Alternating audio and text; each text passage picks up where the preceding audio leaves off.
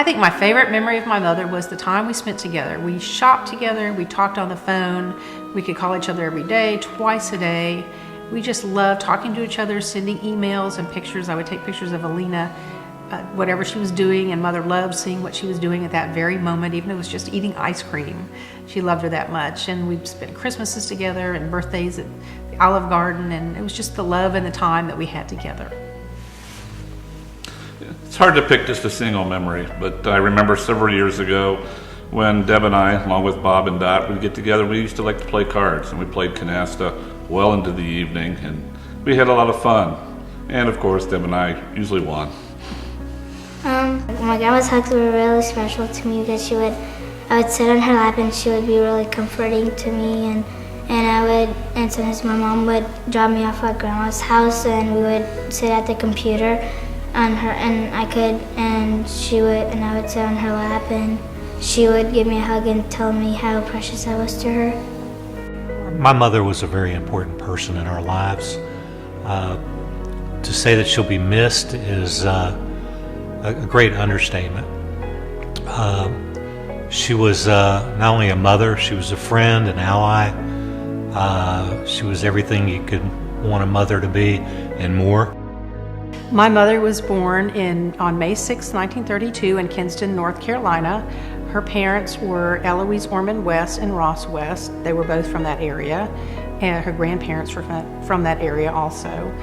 My mother grew up in kind of a small town. I remember her telling me she had a pony. She had lots of relatives there, her grandparents, and she had an older sister, Faye, and then an older brother, William, and a younger brother, Fred. She went to high school there. I know she went to Granger High School. She had a lot of fun with her classmates, and lots of relatives in town also, and a special Aunt Mina and Uncle Buck that were just really special to her, Aunt Mina, and they were sort of like second parents to her. After she graduated, she went to the University of North Carolina and took a secretarial administrative course. Then she moved back to Kinston and started working at the Air Force Base there as a secretary, and she said she enjoyed that because there were just very few women and lots of handsome cadets marching by and asking her out and such. She met my father there. They dated not very long, and then went to meet his parents in Evansville, in the Evansville, Indiana area, which is actually Mount Vernon is the town.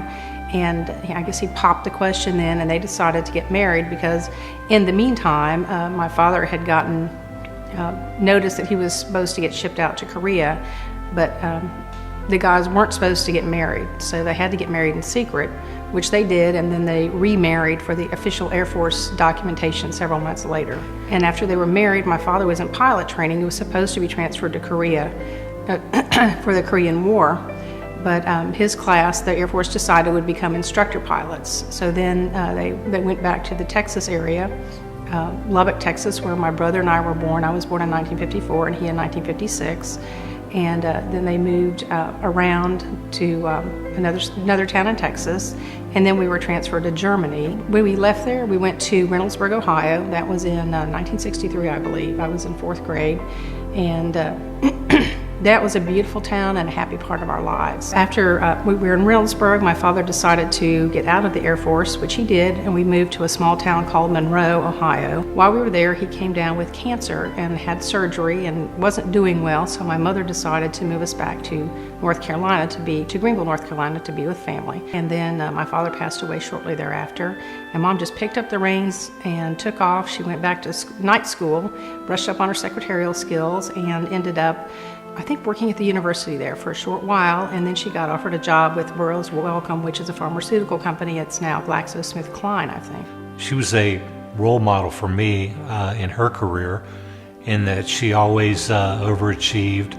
She always did a great job, always successfully moved forward, got promoted, always did her best, and always studied hard, worked hard, and she was a great role model for me in that regard. My mother was a heck of a lot of fun. I can't really describe how much fun I had with her. I mean, it just went on and on and on for years and years and years. I enjoyed being with her. Family holidays, birthdays, Christmas were always very special times for us. Mother always was very independent. I love that about her.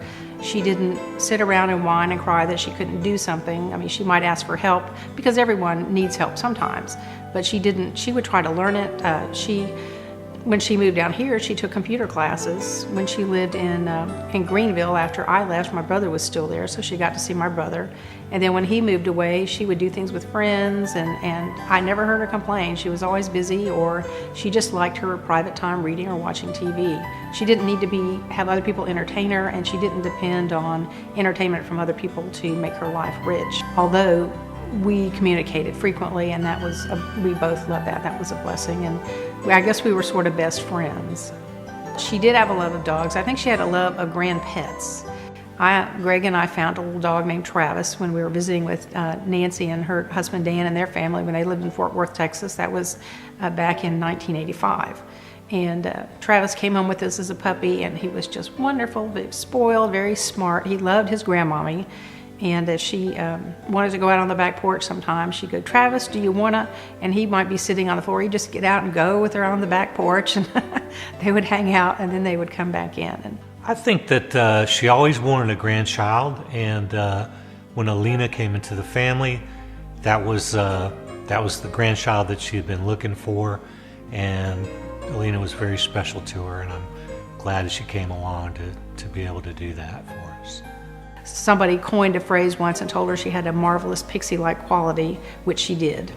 And she just didn't like to think old, she didn't like to look old. In fact, people had a hard time believing that she was 77. She was just a lot of fun, had a lot of snap and interest. She thought about others a lot and was very caring and supportive. There's not a day that goes by that I don't think about her. And we had a tremendous amount of fun together. She was an incredible person, and I wouldn't take anything. I wouldn't want another mother. She was the best mother I could have ever have had.